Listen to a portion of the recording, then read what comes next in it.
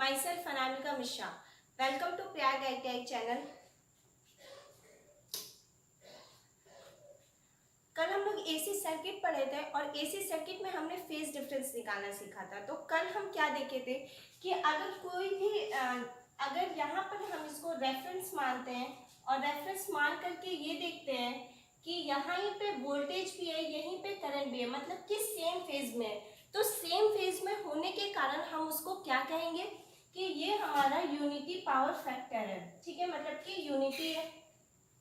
अगर फिर हमने ये देखा था कि मान लीजिए ये कोई रेफरेंस है, रेफरेंस में हम वोल्टेज को मानते हैं और इस वोल्टेज के आगे 30 डिग्री पे आगे करंट चल रही है।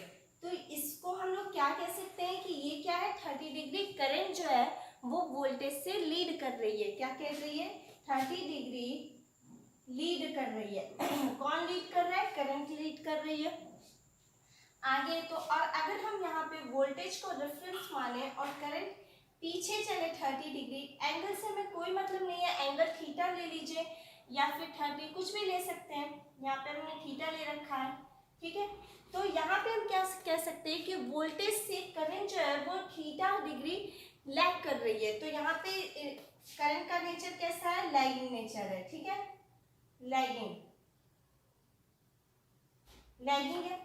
मतलब कि आपको ये पता है कि कोई भी जब हम किसी भी डीसी जनरेटर को डिजाइन करते हैं तो उसमें क्या होता है कि अकॉर्डिंग टू फैराडेज लॉ के अकॉर्डिंग उसमें ईएमएफ जनरेट हो जाता है। जब वो ईएमएफ जनरेट होता है तो वो किस नेचर का होता है, साइनोसोडल नेचर का होता है। तो साइनोसोडल नेचर के होने के कारण उसमें इक्वेशन हमें क्या मिलती है, E इज इक्वल टू में EM sine omega T. E is equal to में क्या मिलता है,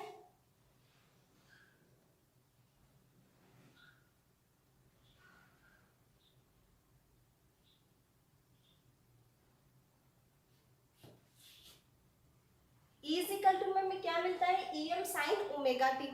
तो ये क्या है, ये हमें साइनोसोडल नेचर का एक इक्वेशन मिली। इस इक्वेशन के बिहाफ पे हम लोग एक वेवफॉर्म बनाए थे कल।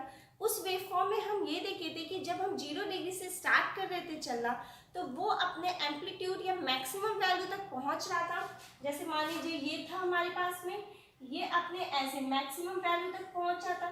तो इस वैल्यू को हम लोग क्या कहते थे, मैक्सिमम वैल्यू, पीक वैल्यू या फिर एम्पलीट्यूड। सही है। इसके बाद ये यहाँ पे 90 पे चलता था, फिर ये यहाँ पे आता था 180 डिग्री पे, ये हो जाता था हमारा 270 डिग्री, ये हो जाता था हमारा 360 डिग्री। तो इस तरह से फेज डिफरेंस। उसके बाद नेक्स्ट हम लोग क्या सीखे थे कि किस तरह से फेज डिफरेंस निकालते हैं। फेज डिफरेंस निकालने में क्या हो रहा था कि हम कभी भी इक्वेशन अगर लिखी हुई थी तो सबसे पहले हम लोग ट्रिग्नोमेट्रिक फंक्शन जो था उसको सेम कर रहे थे, और जब ट्रिग्नोमेट्रिक फंक्शन सेम हो जा रहा था तो हम उसमें मतलब वैल्यू को रख करके लैगिंग और लीडिंग कैसा नेचर है वो हम लोग बता देते हैं। अच्छा, एक चीज और ध्यान रखना था कि ग्राफ हमेशा एंटी क्लॉकवाइज डायरेक्शन में देखा जाता है। तो जो भी करंट या वोल्टेज जो भी पहले आएगा वो लीड करेगा। यहाँ पे देखिए करंट क्या है, लीड कर रहा है, और यहाँ पे करंट लैग कर रहा है, वोल्टेज जो है वो लीड कर रहा है। तो यहाँ पे एंटी क्लॉकवाइज डायरेक्शन में चले तो पहले क्या आया, वोल्टेज आया। तो वोल्टेज आया तो वो क्या कर रहा है, वोल्टेज लीड कर रहा है, करंट जो है वो लैग कर रही है।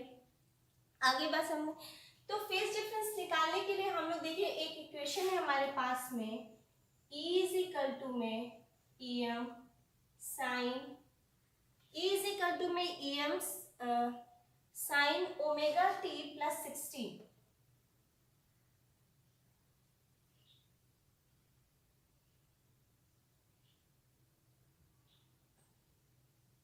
ओमेगा t प्लस 60, और यहाँ पे क्या है हमारा कॉस।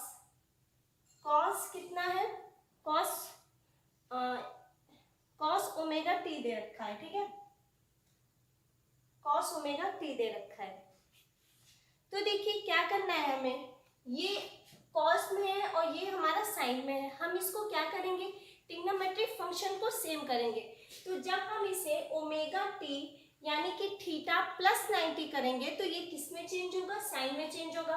तो हम यहाँ पे क्या लिख सकते हैं, E इज इक्वल टू में E is equal to EM sine omega T plus 90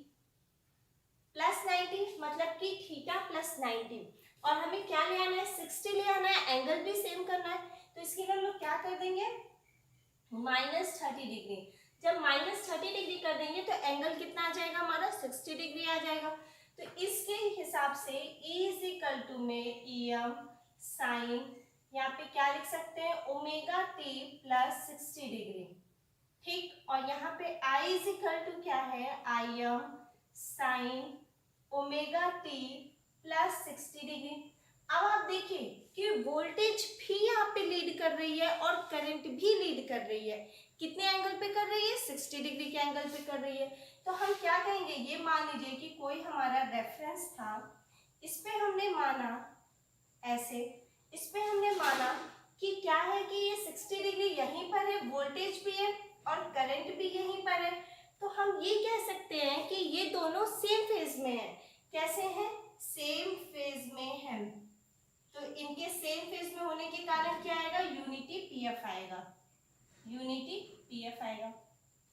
तो इस तरह से हम लोग क्या निकाल रहे थे कि किस नेचर का है लीडिंग का, लैगिंग का, यूनिटी का किस नेचर का है, और हमारा फेज डिफरेंस इस तरीके से निकल रहा था।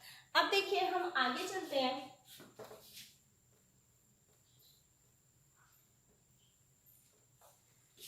नेक्स्ट स्टेप में हम लोग कुछ टर्म्स पढ़ेंगे। टाइम पीरियड आपको पता ही है क्या होता है, फ्रीक्वेंसी मतलब क्या होता है F इज इक्वल टू में 1/T इज इक्वल टू में T इज इक्वल टू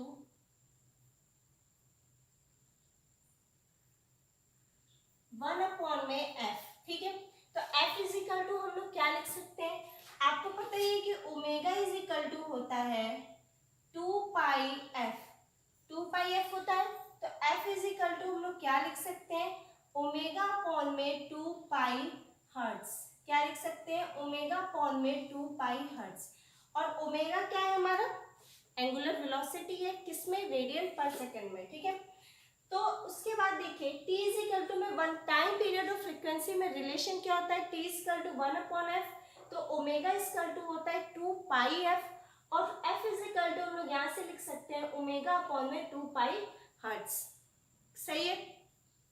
अब देखिए हमें क्या पता करना है, एवरेज वैल्यू पता करना है।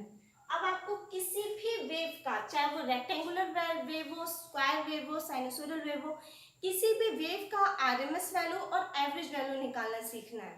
तो यहाँ पे हम लोग सबसे पहले ये देख लीजिए कि एवरेज वैल्यू होता क्या है।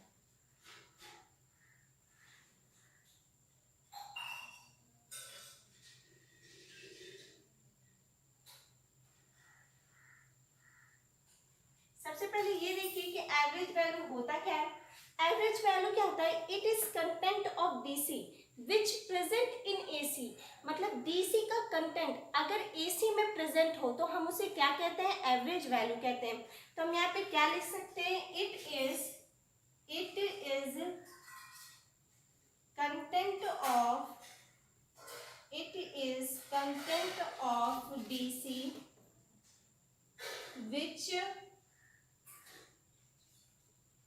which present in AC,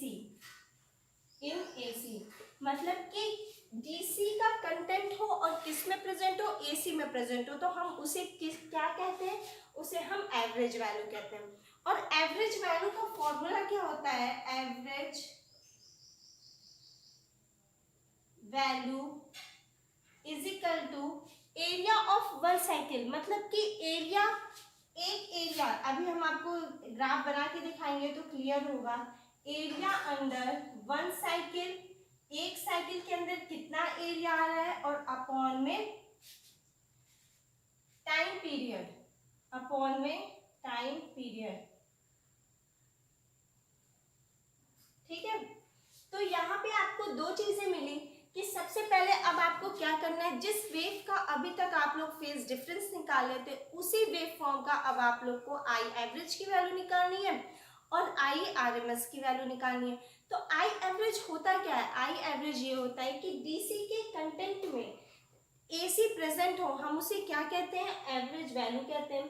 और average value is equal to होता है area under one cycle upon में टाइम पीरियड कितना है, ठीक है।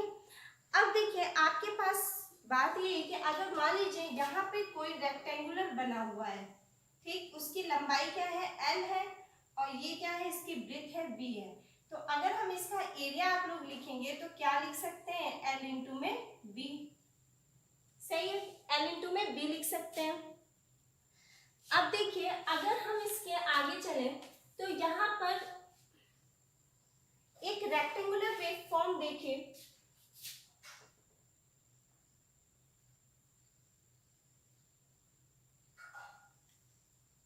ये मान लीजिए हमारे पास में कोई रेक्टेंगुलर वेव फॉर्म है, सही है।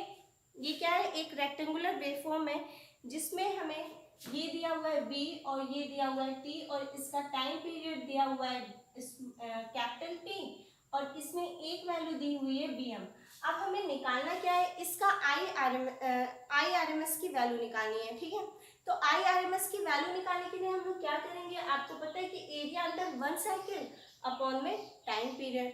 तो area under one cycle upon में टाइम पीरियड मतलब कि अगर हम एरिया लिखेंगे यहाँ पर तो एरिया इज इक्वल टू हम क्या लिख सकते हैं, Vm इंटू में T, सही है। क्या लिख सकते हैं, Vm इंटू में T लिख सकते हैं। तो अगर एरिया Vm इंटू T है तो अब हम क्या I एवरेज की वैल्यू अगर हम यहाँ पे देखेंगे तो I average is equal to क्या लिख सकते हैं एरिया हमारा कितना है Vm इंटू में T और अपॉन में क्या है, टाइम पीरियड है। इस टाइम पीरियड की बात करें, टाइम पीरियड मतलब T, वो बात अलग है। Vm इंटू T ये क्या है, एरिया निकालने के लिए हमने मल्टीप्लाई किया हुआ है। तो Vm इंटू T अपॉन में टाइम पीरियड कितना है T, T से T कैंसिल, तो I एवरेज की वैल्यू कितनी आ गई हमारी Vm, यानी कि मैक्सिमम वोल्टेज आ गया, सही है। आई एवरेज की वैल्यू कितनी आ गई, Vm आ गई। अगर मान लीजिए यही वेव फॉर्म आपको ट्रायंगुलर में दी होती, कुछ इस टाइप की दी हुई होती, ऐसे,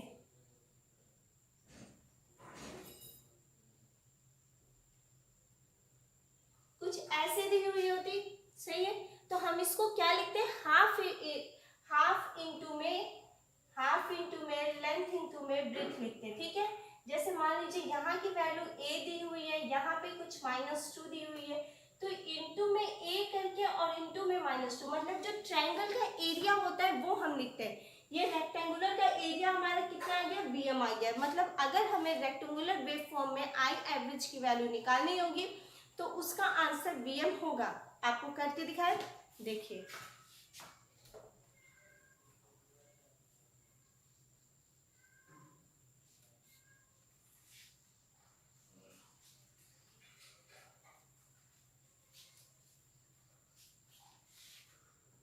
अगर मान लीजिए ये आपके पास कोई क्वेश्चन है, ये एक आपके पास रेक्टेंगुलर वेव फॉर्म बनी हुई है, ठीक है। यहाँ पे कुछ वैल्यू दी हुई है 200, टाइम पीरियड आपको दिया हुआ है 5 और ये हो गया हमारा T और ये हो गया हमारा V।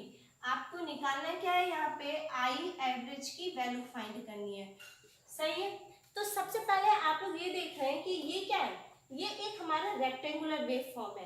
रेक्टेंगुलर वेव फॉर्म में मैंने आपको बताया कि जो Vm की वैल्यू होगी वही I एवरेज की वैल्यू भी होगी। बट अगर आपको ना याद रहा तो आप कैसे निकालेंगे, यहाँ पे देखिए अगर आप एरिया लिखेंगे तो एरिया इज इक्वल टू क्या लिख सकते हैं, 200 इंटू में 5, सही है।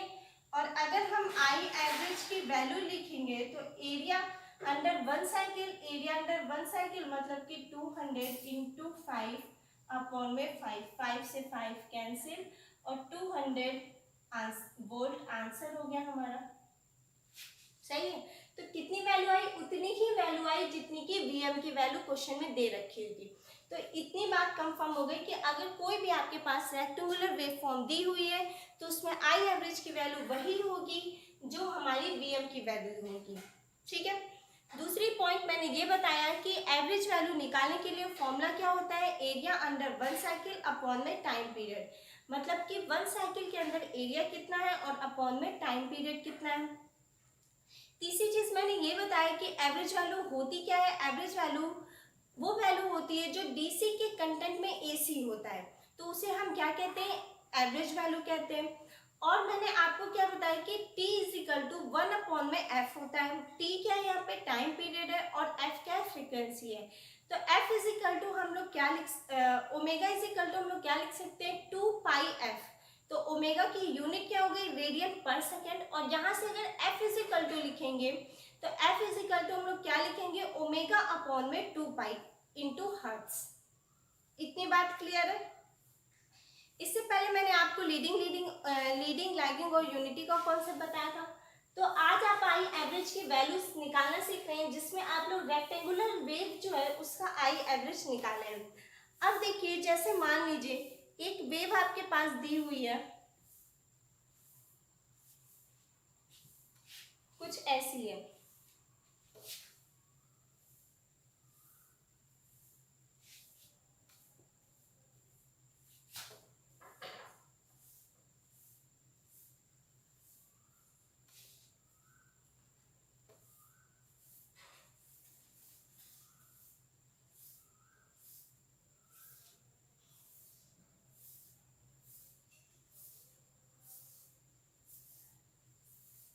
कुछ इस टाइप की वेव फॉर्म है, ठीक है।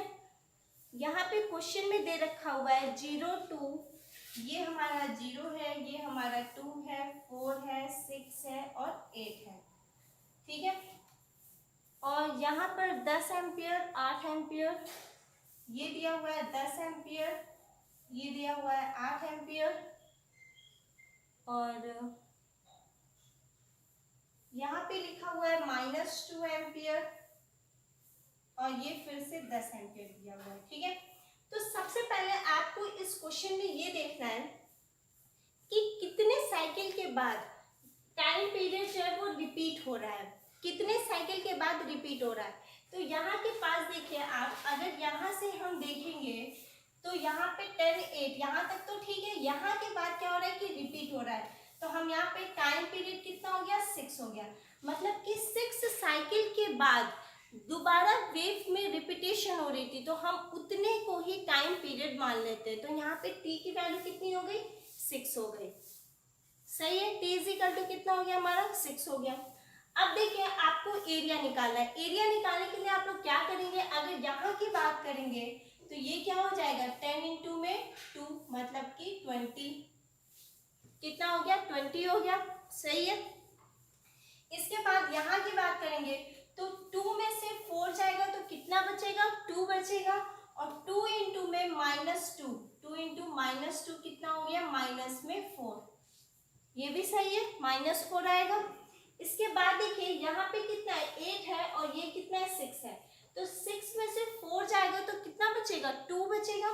अगर हम यहाँ पे देखें तो 6 - 4 इंटू में 8, तो ये कितना हो गया, 2 इंटू में 8 मतलब कितना हो गया, 16। ये हम क्या निकाल रहे हैं, एरिया निकालना है, एरिया ही तो निकाल रहे हैं। या इसका मतलब यहाँ पे एरिया इज इक्वल टू, अगर हम देखें तो हमें क्या क्या मिला, यहाँ पे मिला 20 -2 और प्लस में 16, सही है। कितना मिला हमें, 20 + 16 माइनस में 2, सॉरी ये -4 है ना, यहाँ पे -4 होगा। अब तो एरिया इज इक्वल टू हमारा कितना आ जाएगा, यहाँ पर 32, कितना आ जाएगा, 32 आ जाएगा, सॉरी 36 आएगा। अब देखिए अगर हम यहाँ से आई एवरेज की वैल्यू लिखेंगे तो आई एवरेज की वैल्यू लिख सकते हैं हम क्या, एरिया अंडर 1 साइकिल, यहाँ पे हम लिख दे रहे हैं एक बार और, एरिया अंडर 1 साइकिल अपॉन में टाइम पीरियड, अपॉन में टाइम पीरियड। तो एरिया अंडर 1 साइकिल कितना आया हमारा, 36, और अपॉन में 6, तो ये कितना आ गया, 6 एम्पियर, कितना आ गया, 6 एम्पियर। किसकी वैल्यू आ गई, आई एवरेज की वैल्यू। सबसे पहले आपको वेवफॉर्म देखनी है। उस वेवफॉर्म में ये देखना है कि कितने के बाद रिपीट हो रहा है। तो रिपीट कहाँ के बाद हो रहा है, इस 6 के बाद हो रहा है। मतलब कि ये 6 क्या है, हमारा टाइम पीरियड है। तो हमने क्या मान लिया, t = 6 मान लिया, अब आप एरिया निकालेंगे, तो एरिया निकालने के लिए 10 यहाँ है, 2 यहाँ पे, तो ये कितना आ गया, इसका एरिया कितना आया, 20 आया। यहाँ पर देखिए 2 में से 4 माइनस करेंगे तो 2 बचेगा, और ये 2 दिया हुआ है तो 2 इंटू -2 कितना हो गया, -4 हो गया। फिर यहाँ पे जब हम निकालेंगे तो ये 6 - 4 बचा हुआ है, और इंटू में 8 बचा हुआ है, मतलब कि 2 इंटू 8 तो कितना हो गया हमारे पास में 16 हो गया। आगे निकालने की जरूरत नहीं है क्योंकि वेव हमारी रिपीट हो रही है। फिर हम एरिया निकालें तो कितना आया, 36 आया।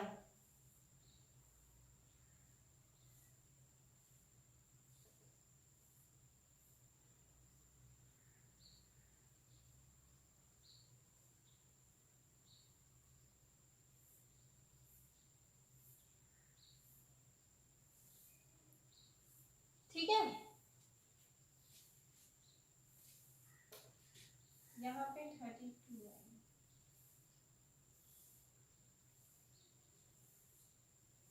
ये आया हमारा कितना, 32 आया। अब जब हम यहाँ पे सॉल्व करेंगे तो ये हम लोग क्या लिख सकते हैं, 32 अपॉन में 6 लिख सकते हैं। तो इसको हम लोग काट दीजिए, तो ये कितना आ जाएगा, 32 अपॉन 6 ही आंसर हो जाएगा हमारा।